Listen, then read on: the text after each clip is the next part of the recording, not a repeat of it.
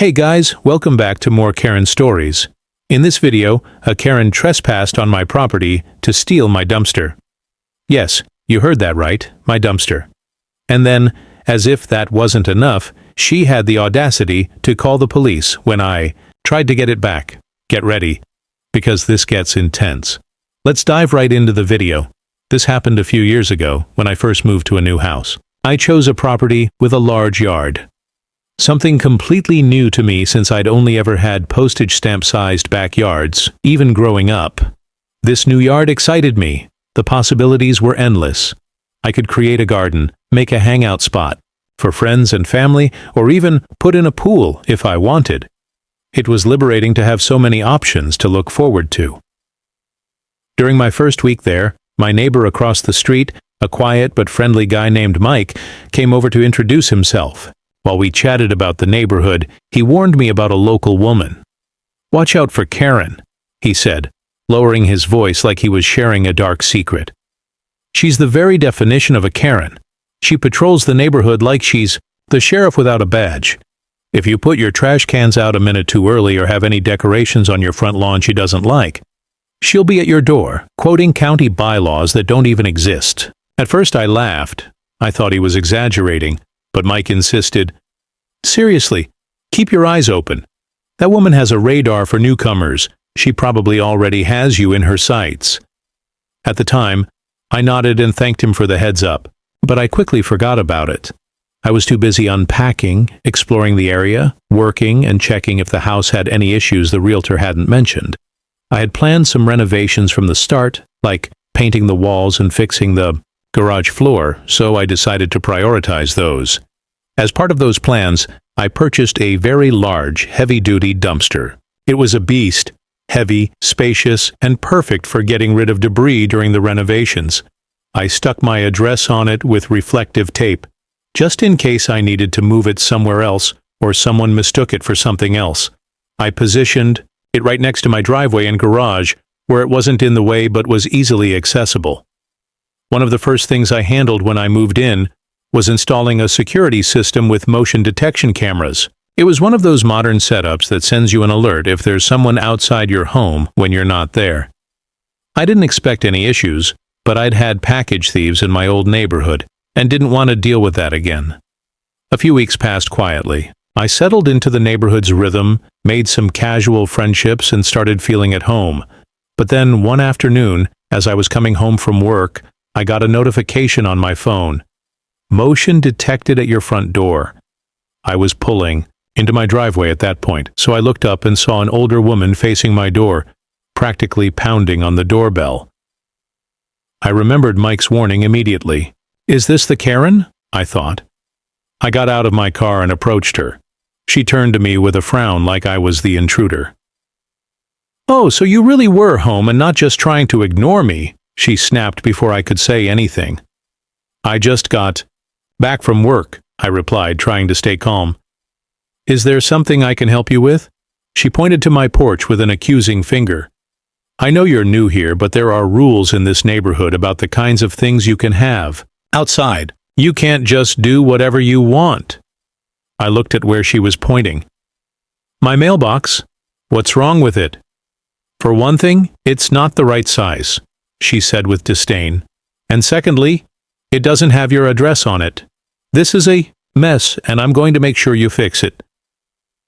I explained that my address was on my door and on a small sign at the end of my driveway, but she wasn't listening. She kept scolding me, making up rules about mailbox design and neighborhood aesthetics. I nodded, more out of exhaustion than agreement, and tried to get inside my house. For a moment, I thought she might try to keep me outside, but something in my expression must have signaled that the conversation was over, because she finally turned and headed down my driveway. I sighed in relief, hoping that would be the last time I saw her, but it wasn't. Then came that Saturday. For my job, there's an on-call schedule that rotates every weekend, and that weekend was my turn, so I kept my phone close, ready to spring into action if someone needed me at the office. Instead, I woke up around 4 in the morning to an alert on my phone from one of the security cameras. "Motion detected by your driveway." Confused, I pulled up the video feed on my phone and watched, in disbelief, as a pickup truck backed into my driveway. Then I saw Karen get out of the truck with chains in her hands. My jaw dropped as she started attaching those chains to my dumpster. She got back in her truck and proceeded to tow it away. I could literally hear the clanking of the chains from my room. I jumped out of bed, grabbed my shoes, and hopped in my car, hoping I could catch her before she got too far. I didn't even know where she lived in the neighborhood, so I just followed where she went down the street. I didn't have far to drive when I saw her attempting to pull into what I guessed was her own driveway. I sped up and blocked her path, slamming my hand on the horn. She got out of her truck, absolutely fuming. "You cannot block me from my own driveway! How dare you!" she shouted, her eyes blazing with rage. "What the hell is wrong with you? Why did you take my dumpster?" I yelled back, pointing at the dumpster still chained to her truck. "I don't know what you're talking about. This is my dumpster," she replied with an eerie calmness. "I picked this up from the side of the road. It's not yours at all. Don't play dumb. It has my address on it. You clearly stole it from my driveway," I said, losing my patience. She crossed her arms, defiant. "You blocked my driveway and now you accuse me of stealing? Huh, I think you deserve a night in jail." She pulled out her phone and dialed 911 while glaring at me. "I need an officer or two to come down to my address. This young man is blocking my driveway and trying to steal my dumpster. He's been harassing me for nearly an hour, and I don't know what else to do to make him go away." I felt like I was being pranked. She was talking so seriously into the phone, giving me nasty looks whenever she made eye contact with me, and kept telling the police I was the one harassing her. She hung up with a smirk and warned me, "If you try to run, I know where you live." I didn't move my car. Instead, I waited, pulling up the footage from my phone to show the officers that the dumpster was mine and she had literally stolen it from my driveway. The video feed had timestamps, so if I needed to prove she took my dumpster first, I had it. The officers arrived about 20 minutes later, looking tired, like they hadn't expected a call like this to come in so early in the morning. Karen immediately pointed at me, ranting about how I had blocked her path, wasn't letting her into her own home, and made threats on her life. She wasn't even talking about the dumpster anymore, and one of the officers had to tell her to calm down so she could explain her story. The other officer came to me and asked why I wasn't letting her into her driveway. I explained that the dumpster attached to her truck was mine and I was just trying to get it back. I showed the officer my license, which had my new address on it, to match it against the address on the dumpster. I also showed him the footage from when she stole the dumpster. The officer talked with his partner and then told Karen that she needed to return my property. Karen flipped out again, making wild accusations about me attacking her and keeping her from her home. The officers reiterated that she needed to return my dumpster, or else they would have to take her in for not complying with an officer. That seemed to make Karen even angrier, and I watched as one officer had to hold her back from lunging at me. The other officer told me to take my dumpster back and asked for my phone number to call if they needed anything else from me. I grabbed my own chains from my trunk and got my dumpster back to my house without issue. I couldn't get back to sleep, still thinking about Karen's behavior.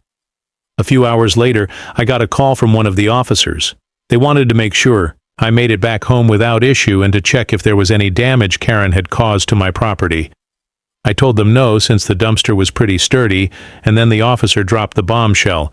Apparently, after I left, Karen had an actual nervous breakdown. The officers had to handcuff her for their own safety, and she was admitted into the local mental hospital for observation. It seems like Karen had a record, and this wasn't the first time she had claimed someone was attempting to harm her or steal something she claimed was hers.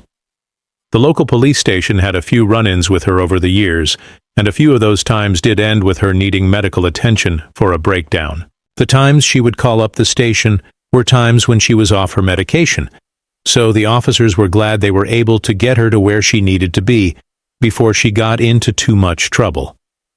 I could tell the officer was gauging if I was going to press charges, but after I heard about that, I figured it wouldn't do much good. I felt sorry for her, but it was her own fault for stealing my property and trying to frame me for things I never did. she had done this to herself, and she was going to have to face that once she got the help she needed. I never had an issue with Karen again. I saw her when she returned from her time in the hospital while I was heading to work, but she never stopped by my house to apologize or to try and get me to change my mailbox again. I do see her from time to time, but I don't engage. Ever since then, I haven't heard anything from my neighbors about her behavior either, so there's that. But yeah, apparently I caused a woman to go to a mental hospital. Incredible, right? And, guys, there you have it. A crazy story about a Karen who thought she could steal my property and get away with it. If you enjoyed it, please don't forget to subscribe because that would be very much appreciated. The next one is another wild ride. A Karen at work who tried to sabotage my promotion because she didn't like my shirt. Let me know what you think about this one in the comments. And before we end the video, we'll read a funny story from Our Petty Revenge. For a little bit of background, my younger sister is in college and borrows my computer from time to time for certain projects, which isn't a problem as long as she asks first, which she does. But the problem is she never signs out of her Google account after she's done. I told her to do it multiple times, but she just never listens. Now for the story. I get on my computer like I normally do, but realize that my sister has signed into Google and it's not my account. I was just going to sign her out again, but then I decided to pull a little prank. I changed her username to Change Your Password and her profile picture to the dumb Winnie the Pooh meme. Then I signed off, not thinking much of it. Then a day later, she comes to my room and asks, "Did you hack my Google account?" I denied it, while smirking, and explained that she left her account signed in again, and I just went in and changed a couple things. She then explained how she was going to give a presentation to some board members or something at her school, and they all saw her account, and one of them asked, "Did someone hack your account?" Apparently, she was very embarrassed. I busted out laughing and told her that's what she deserved. I genuinely didn't expect this to be this much of a revenge, just a little prank, but I'm glad it turned out the way it did. And yeah, guys, thank you so much for watching. Please save passwords and always log out on public PCs, and I'll see you again tomorrow.